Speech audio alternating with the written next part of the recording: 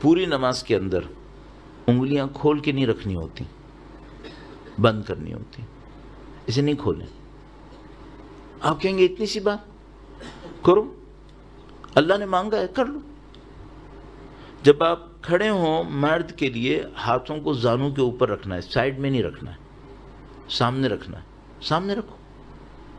سب کی لاجک ہے، اور معصوم کی بیان کی بھی لاجکس ہیں، ہماری سوچی بھی نہیں ہے، بیان کی بھی لاجکس ہیں۔ ہاتھ سامنے ہونے چاہیے، سائڈ میں نہیں ہونے چاہیے۔ مثال کے طور پر جب رکوع کریں تو انہوں نے کہا ہے کہ ہاتھوں کو صرف رکوع میں ایک جگہ ہے جہاں پہ انگلیاں کھلتی ہیں، باقی سب جگہ پہ انگلیاں بند رہتی ہیں۔ رکوع میں صرف ایک جگہ پہ انگلی کھلتی ہے، انگلیاں کھولیں، تھوڑا سا جو اپنے نیز ہیں اس کو پش کریں پیچھے کی طرف، کمر اسٹریٹ ہونی چاہیے، گردن بھی سیدھی ہو، جھکی بھی نہیں ہو، اسٹریٹ رکھیں۔ کانسیپٹ کیا ہے؟ کانسیپٹ یہ ہے کہ خدا میں تیرے راستے میں گردن کٹوانے کو تیار ہوں، لاجک ہے۔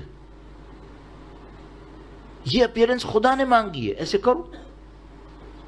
سجدے اب مثلا کھڑے ہونے میں بہت بڑی، میں بعض اوقات سوچتا ہوں کہ اگر ہم چھوٹی چھوٹی چیزوں کو امپروو کر لیں، خدا نے اس اپیرنس کو مانگا ہے نا، تو کوئی لاجک ہے اس کے پیچھے۔ مثلا جب آپ کھڑے ہوں تو آپ کے پاؤں، دونوں پاؤں قبلے کی طرف ہونے چاہیے، ٹیڑھے نہیں ہونے چاہیے۔ کوئی کہے کہ حرام ہے، حرام نہیں ہے، مستحب ہے، اس سے نماز امپروو ہوگی۔ اور نماز امپروو ہوگی تو یہ سمجھ لو آپ نے سب کچھ ٹریگر کر دیا، بہتر ہوتا چلا جائے گا۔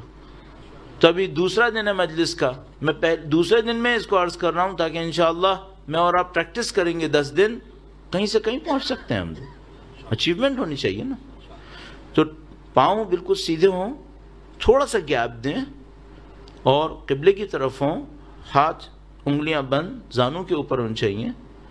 جب آپ قیام کریں، سورہ اور رکوع پڑھ رہے ہیں، مثلا ہم پڑھ رہے ہیں، تو کیا سوچیں؟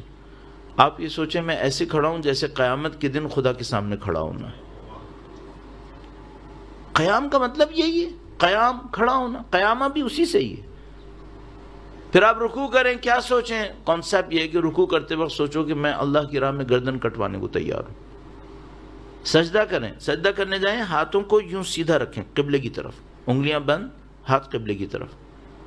اور کانسیپٹ کیا ہے؟ کانسیپٹ یہ ہے کہ خدا میں تیرے سامنے ذلیل اور حقیر ہوں، میں ایکسیپٹ کر رہا ہوں، میں تیرے سامنے سرنڈر ہوں، ایکسیپٹ کر رہا ہوں۔ اس فزیکل سرنڈر کے بدلے میں خدا سے مانگے، خدا مجھے اسپریچولی بھی سرنڈر کروا دے، میں تیرے لیے سوچنا شروع کروں۔ بیٹھیں گے دوسرے سجدے سے پہلے، پھر دوبارہ سجدے میں جائیں گے۔ روایت نے بہت خوبصورت بیان کیا، میں جب بتاتا ہوں میں لطف لیتا ہوں اس کا، اور کئی دفعہ بتا چکا ہوں، اور آپ نے ظاہر 10 جگہ اور بھی سنا ہو شاید۔ دوسرے سجدے کو کہتے ہیں، یہ جو پہلا سجدہ ہے یہ ہماری کریشن کی طرح ہے، جیسے خدا نے ہمیں پیدا کیا۔ تو جو دوسرا سجدہ ہے یہ کہتے ہیں یہ ڈیتھ ہے، موت۔ دوسرا سجدہ کرنے کا ہے تو یہ دوسرا سجدہ میری اور آپ کی موت کی طرح ہے، اور اس سجدے کے اندر اپنی موت کو یاد کرے انسان، خدا مجھے اچھی موت چاہیے۔